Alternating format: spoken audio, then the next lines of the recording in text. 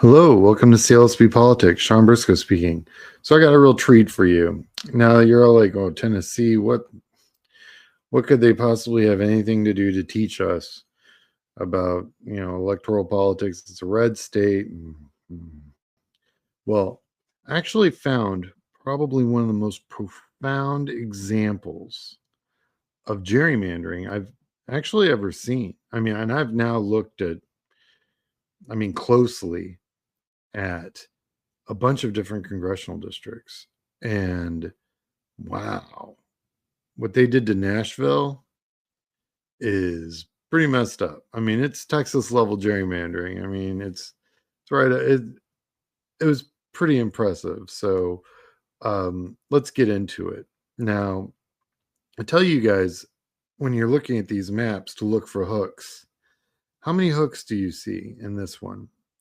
I see 1, 2, 3, 4, 5, 6, 7. There's about 7 hooks in this one. But nothing beats Nashville. And I've got a really good close up of what that district looks like. And wow. Wow, Republicans. If you don't want people to vote and you don't want democracy to, be the ruling government of this country, why don't you just say so? It's pretty bad, actually. So let's look at the districts and how they play out. This is a heavily gerrymandered district. District 9, which is Memphis, is the only truly blue city, and I think Trump put a bunch of soldiers into that city. So, yeah, Tennessee, wow, way to go! And this is what it looks like. And it's really important that you look at 7 and 5. District 7 and District 5, and honestly, District 6 and District 4. They exist because of gerrymandering. Flat out. Do you see that blue dot right there in the middle there? That's Nashville. And I'm going to back it up again. Do you see where it kind of looks like it's swirling in? You got all these hooks coming in like this. Remember I tell you, look for the hooks. Yeah, the things they did to that city. Lots of course, people of color. It's pretty messed up.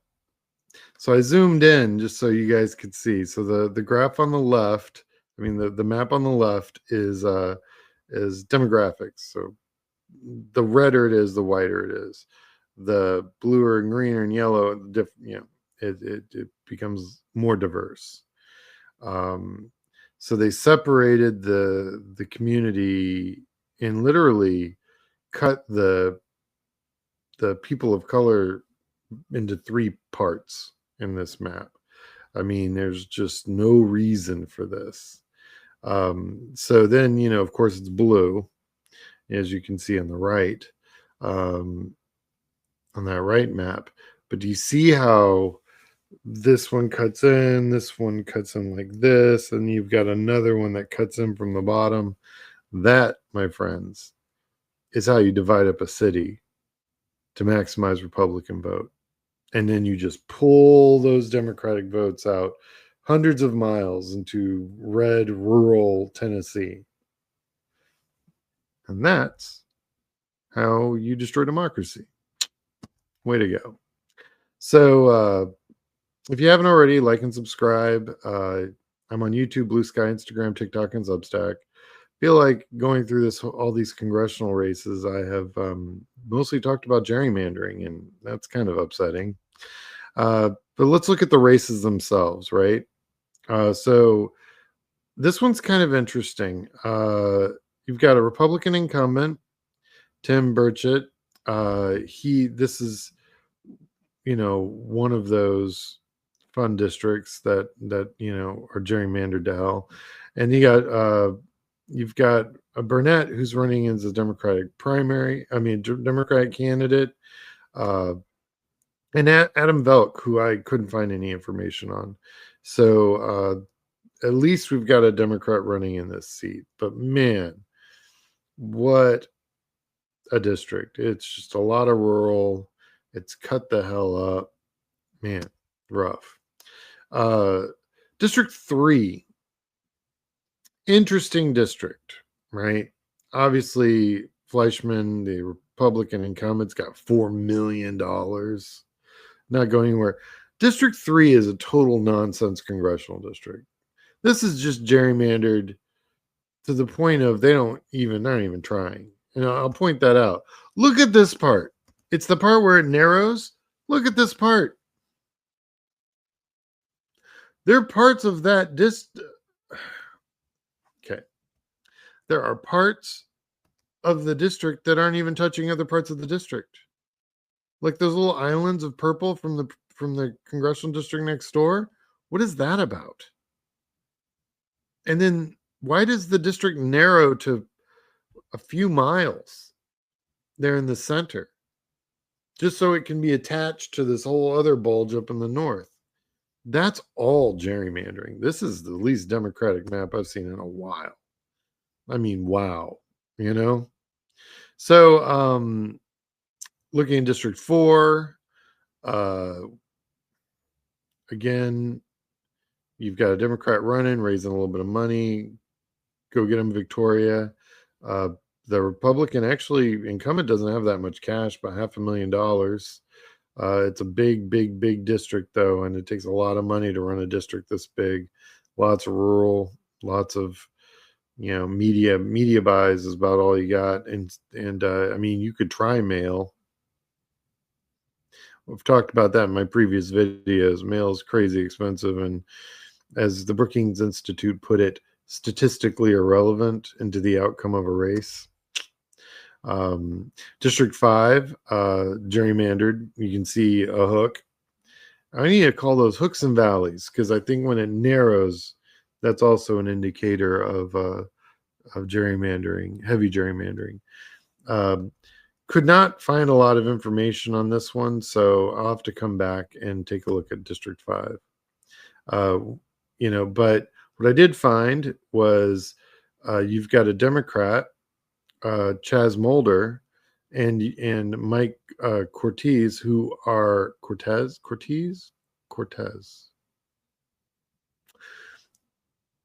Apologize if I messed your name up. That have real money. Chaz Mulder actually is putting in a pretty solid fight in District 5.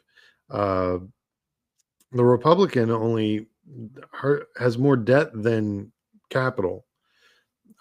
So this is definitely a seat worth going after. Chaz Mulder's got something going on. He's on it. So we'll see how that one goes out. Well, anyway, that's Tennessee. It's just a nightmare. But these are the states that we live in. So like and subscribe. And like I said, you can find me on Substack, Blue Sky, YouTube, TikTok, and Instagram. Moving on, District 6. So when I broke this one down, the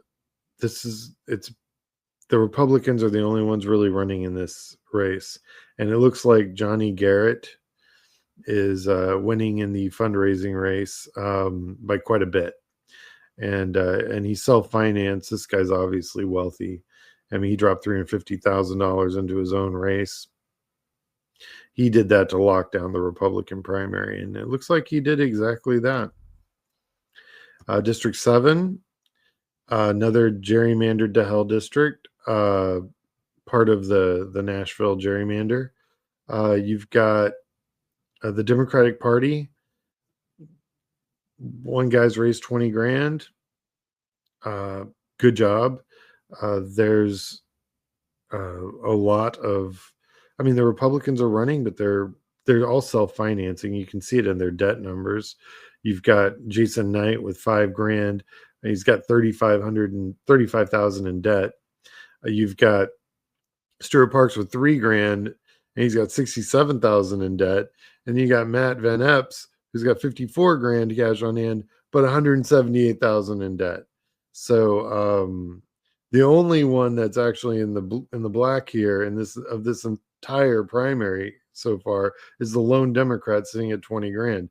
Technically, the Democrat has more money in this race than the Republicans because he's the only one in the black. But he's going to need more than 20 grand to run this race for sure. So, yeah, District 7 is interesting.